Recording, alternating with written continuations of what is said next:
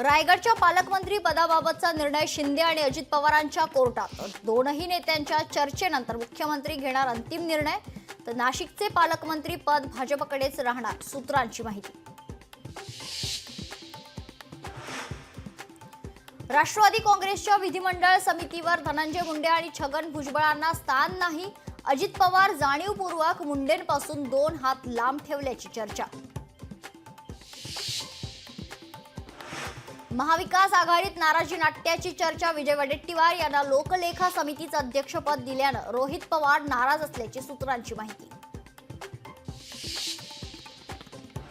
संतोष देशमुखांना मारहाण करत हत्या आरोपी प्रतीक घुलेची कबुली, सूत्रांची माहिती। संतोष देशमुखांच्या हत्येचे आणखी 15 व्हिडिओज आणि 8 फोटोज समोर। घटनेचं minute to minute update. Santosh देशमुखांना तब्बल 2 तास मारहाण। दिशानं आत्महत्या केल्याचं मालवणी पोलिसांच्या क्लोजर रिपोर्टमध्ये नमूद। वडिलांच्या अफेअरमुळे दिशा तणावात आणि आर्थिक अडचणीत असल्याचा रिपोर्टमध्ये उल्लेख।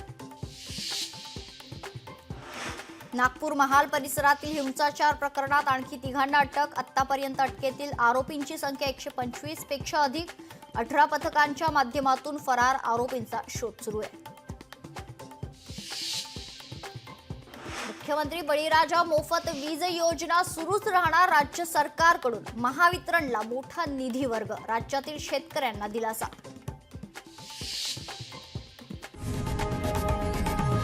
लोकशाही मराठी ऐका, पहा, जागरूक रहा।